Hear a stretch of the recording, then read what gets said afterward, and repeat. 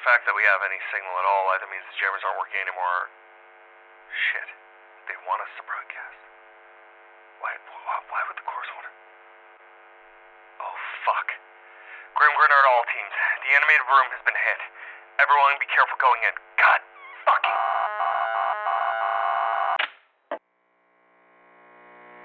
This is Grimm Grinner on all channels. Hey there, wastelanders.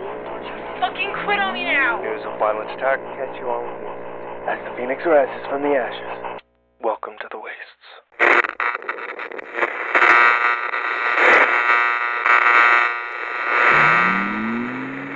No. We won't make it to Black like this. We need to try and keep him stable. Get him to the med bay or something. It's the only chance we have. Lady, Stella, get your team back to the bakery and update them on what happened. Liam, you have the faster bikes. I need you to gun it to the garage and see if Gabriel can get a small crew to the wreckage once the creeps are clear. We need to try and see if we can salvage anything. Shit, he's going into shock. Put the pedal to the floor, CJ. Don't you fucking quit on me, Praxis. You got me?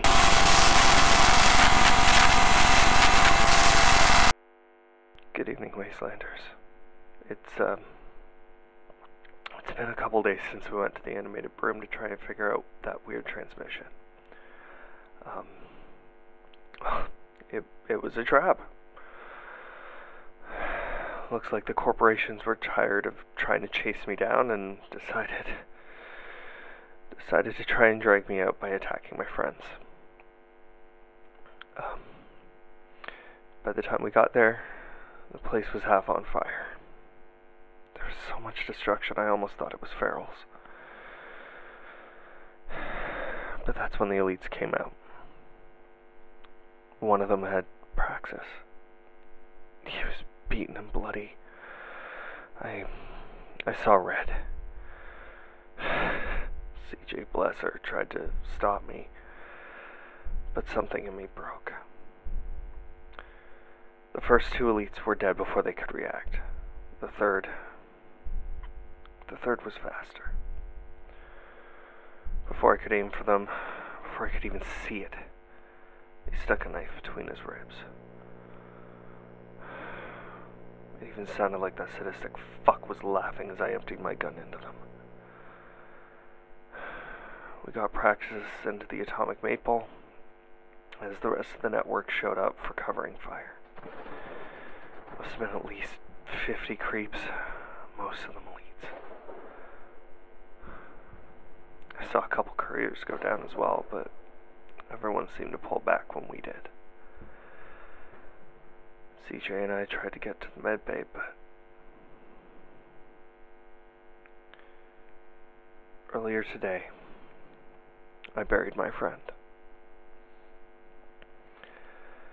I've said goodbye to a lot of people since I left that bunker. Some I've shed a tear, others I've barely been able to even register that they were gone until I found safety. But Praxis, he's one of those people I thought would always be there.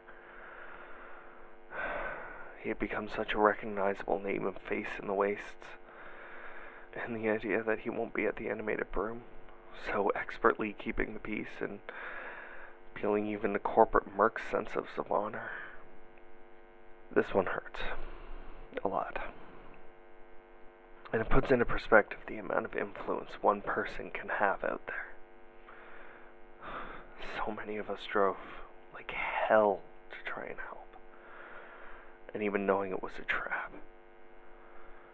People from so many different walks of life, all connected just through knowing the animated broom and what a respite it was for the hellscape that we're in. At the ceremony, I had trouble telling a proper eulogy. I know, that sounds ridiculous considering my own role out in the wastes. But it's true. I've known Praxis for a long time, and yet when I went up to speak, I could barely string 2 sentences together. But now that I've regained a bit of composure and had a drink or two, I'd like to broadcast my eulogy to Praxis properly. And of course, what better eulogy to tell than the story of the first time I met him. It's jarring to think that up until a couple days ago, I would barely have remembered this story, and yet, in just the past day and a half, it's so clear in my memory. It would have been some time after I left the Dripping Rose to try and expand my understanding of the wastes. I'd been scavenging a bit more northwest and had even set up a sort of camp for myself in the wreckage of an old police station. Wasn't much in the way of ammo or weapons, but I was making do. After about a week there, and no real threats in the area, I started trying to expand my radius for scrounging. That led to me discovering another camp, just on the outskirts of that small town. I had gotten pretty good at keeping hidden when I needed to, so I scouted things out for a couple of days. The person I was watching was alone, aside from a small ferret they were keeping as a pet. Never strayed too far, but had a pretty intimidating rifle, so I made sure that if I was going to approach, that I would steer clear of the muzzle of that. I guess I wasn't quite stealthy enough, though. After 3 days of recon and making sure this person wasn't a threat, I woke up in my own camp with a small note left on the doors of the station. All it said was, "Hey, want to share some food?" Had to be a trap. It had to be. But, since I hadn't found much else to eat in town other than some cans of beans and corn and some other questionable unlabeled cans, I was willing to test the waters. That afternoon, in full daylight, I approached his camp. And there he sat, with a full chicken roasting over a small fire. Didn't even say hello, didn't reach for his gun. Simply smiled up at me and said, "Can you believe it? I found one of those old walk-in freezers at a butcher shop. Most of the stuff is pretty ruined, but this was still good enough to thaw out." Then he glanced at my pack, saw the cans of corn, and grinned that grin I'm sure we're all familiar with. Motioned for me to take a seat and tossed me a can opener to crack open our side dish. "My name's Praxis," he told me while he turned the chicken. Came up with it after the bombs dropped. Figured my old life was gone, so why stick to my old name? Of course, I introduced myself as well, and we talked about our lives from before the fall while the chicken finished cooking. We dug in and shared a few laughs about some of our experiences. I told him about the Dripping Rose and about some of the places I had been before there. He told me about some of the bigger camps and caravans he had spent some time with. Shared some more stories until a rad storm started to creep in. With his meager tent, I knew Praxis wouldn't last the night in a storm like that, so we cleared out some more space in the station so that he could set up camp there. I learned a lot from Praxis over the next few days. I heard some more about settlements like Outpost and learned about the rumors of places like the farm and other walled-off cities that might be out there aside from the Gat. It's when I also learned about the Phoenix Express. Praxis had encountered some of their couriers while traveling with some of his trading caravans, and had become kind of an unofficial scout for them, sending wastelanders with promised Balasar's way. I still don't know why he never became a courier himself, since he had a knack for getting into places that other people couldn't. I was obviously intrigued, and we talked more about what it would entail. Turns out Praxis was heading in a similar direction, as he had heard about the ruins of an old shop he wanted to rebuild and turn into his own outpost. He had done enough wandering and wanted to help from a fixed location for a bit. So, when things were clear, we tore down our camp and began the trip north. We didn't have any vehicles, so it took about 4 days and nights to get up to the area Praxis was looking to set up in. But, much to our dismay, it was already occupied by a nasty group of raiders. I had grown used to Praxis' laid-back nature in our travels north, so seeing him shift and grow cold and calculating behind the eyes was a bit scary, if I'm being honest.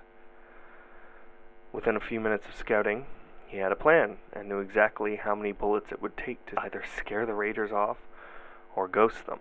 What was truly terrifying was it was the same amount of bullets. 11. We agreed that me going in as the distraction was integral to the plan. I would talk loud and fast, throw the raiders off their game. They didn't seem to have any guns, but there were a couple crossbows being held by some of them. They would drop first. Then there were the brutes near the doors to the building. Of course, they would need to go down, otherwise there was no point in trying any further. Luckily, they weren't wearing helmets, so headshots would be easier. From there, it was a matter of deciding whether I would go for intimidation alongside the bullets, or I would keep talking fast and let Praxis pick them off. And it was a tough call, to be honest. My encounters with raiders at that point were sparse, but that was because I had gone out of my way to avoid taking them on solo. And even with just the two of us, the odds weren't the best. But I had made it this far, so into the lion's den I went. I can't even remember anything that came out of my mouth, just that it was a lot of barely coherent nonsense. But since these raiders were speaking the same kind of garbled language, made it easy to throw them off. Most of them had come forward, aside from, of course, the crossbows hiding out on the second floor and the brutes by the entrance. Then, bang, bang, bang, bang. Crossbows and brutes dropped at my signal. I gotta say, the look on the faces of the remaining raiders was priceless. The leader just about shat himself thinking I was making bullets out of thin air. Luckily, that meant that none of them had spotted Praxis, which I played to our advantage. And that was when I decided which way I wanted to go with handling them. I pulled out a crowbar and leveled my very empty pistol at them. Intimidation. Praxis caught the move and went for the shoulders and knees of a few more raiders. Then I think the leader actually did make brownies in his britches. 2 more shots rang out and took out the weapons from the 2 thugs behind the leader. 1 more to graze the top of his scalp as it took the helmet off the leader's head. By my count at that point, we were at 9 shots, and they all started running. 2 more shots took out the flag they had set hanging over the roof and tripped them up as they made tracks to get out of there. Up to that point, I don't think I had ever laughed as hard as I did watching that display. Praxis met me by the building, and in between fits of laughter we cleared out the remains of the raiders and chucked anything they left behind that couldn't be repurposed or used in some way. We spent a few days cleaning it up and sorting out what we would need to get things up and running. Luckily, they had left behind a generator, which was a good start. As a thank you, Praxis gave me a Phoenix Express badge and gave me the directions to get to Balasar safely to sign up. He also showed me the first sketch of the logo he had in mind for his outpost. Of course, I don't need to describe it, we all know what it looks like. Praxis was truly a gem out in the rough of the wastes, and one I don't think anyone ever fully knew the brightness of. From offering a scrappy wastelander a bit of his food to running an outpost anyone could rely on for help when they needed it, he really was something special. I'm going to miss him, as I'm sure a lot of us will.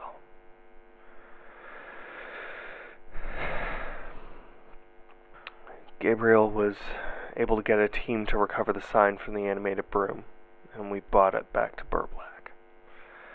There's debate right now on setting up a small trading post and calling it the animated broom, reusing the sign in memory of Praxis.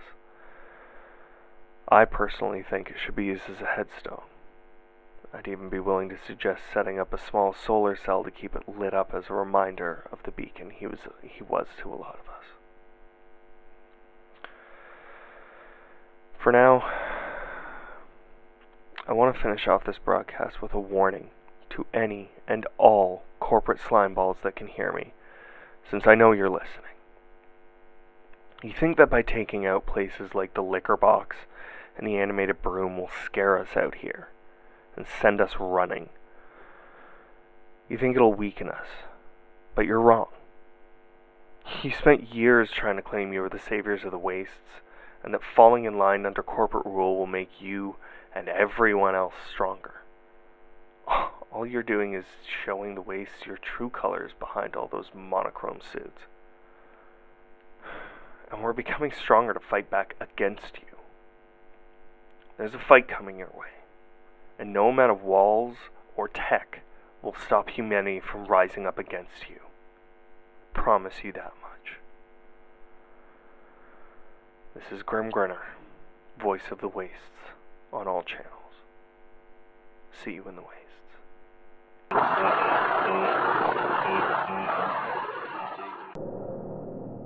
Welcome to The Wastes is a Wasteland podcast brought to you by Edward Grimm Grinner Hutchinson. Feel free to follow me on all social media. Make sure to subscribe so you can hear new episodes as they release. If you like what I do here and want to support the podcast by getting some cool merch, check out my Etsy store. For more information and all the links, check out linktree.com/welcome to the wastes. Thanks for listening.